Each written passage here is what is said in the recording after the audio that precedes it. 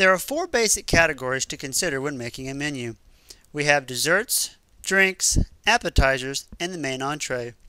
Here you can see I've already started to create the drinks menu. I've even went on the internet and found a picture of a drink to put in the menu for decoration purposes. You can notice here I have three different drink sizes, small, medium, and large, and I've already put a price for each. And we also have some flavors on the right hand side. Now, one thing to consider is that you may have more flavors than you do room here, so you're going to need two individual columns inside that cell. That is very easy to accomplish. You simply put your cursor in that cell, you right click on it, and then you go down to split cells. Now, you have a couple different options to split the cell into. We want to have two individual columns and one row in each. Once I hit OK, you'll notice it does just that, which will allow me to have more room to put more flavors in the future. Another idea to consider is that we would probably want to have this column here and these two columns over here the same width. To do this, we right click on one of the cells and go to Table Properties. Now, inside the Table Properties window, you'll notice we have three individual tabs. We have Table, Row, Column, and Cell. We're interested in the Column section. So, you'll notice I can go back and forth between the columns. So let's go all the way to the beginning. Alright, so my Coke column is 1.46 inches wide.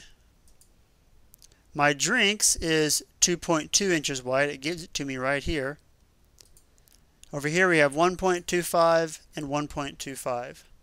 So let's go back over here, and you notice that this column is 1.46.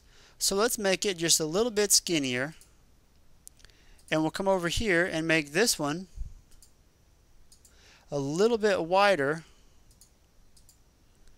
so that all three of those are the same width. Once we hit OK, we've now created three columns that are the same width. That is the picture column and then the two flavor columns over here. You'll notice that we've now added the name of our restaurant and also a slogan and some contact information for our restaurant, as well as adding some additional details to the drink section. One thing to consider for a menu is to have a background. To add a background to a menu is very simple. You go up to Format, you go down to Background, and then you can either tell it to be whatever color you wanted, or you can go down to Fill Effects. In Fill Effects, there are several different options that you have, whether it be gradients, which is where you can blend one color to another, textures, which is any of these right here that you can click on, patterns, which you really can't see, but you also have an individual picture that you could include in the background. We're going to do a texture background, and I'm going to click on the first one here that says Newsprint. Once I hit OK, it changes my project into a project that now has a background to it. The next thing to consider is the main entree section.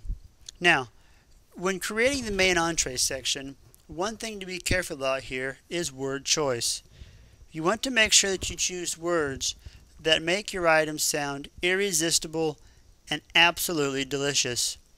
Here we have two examples. We have barbecue ribs and a cheeseburger. The barbecue rib descriptor is a huge portion of baby back ribs, grilled and basted in our own homemade barbecue sauce, served with golden wedge fries and coleslaw. The other one is the half-pound heartache. This is a full half-pound cheeseburger made with Angus beef, grilled to your likings and topped off with our best herbs and spices that would satisfy even the biggest of appetites.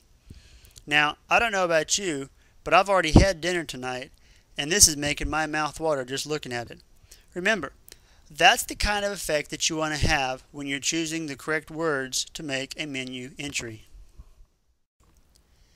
Now that we've looked at how to create the individual sections of the menu, let's look at the overall menu design. Here we have an example of a menu that has all the ideas that we need to look at.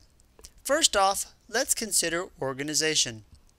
You'll notice that the menu here that we have here is very well organized.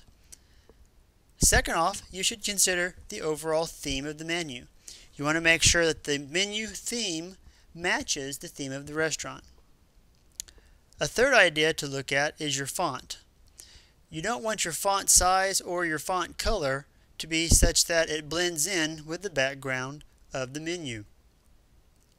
If it did, you wouldn't be able to read it. The last idea to think about is balance. You want to make sure that you have an equal or at least as many equal items on either side of the menu as possible so that the menu is very well balanced.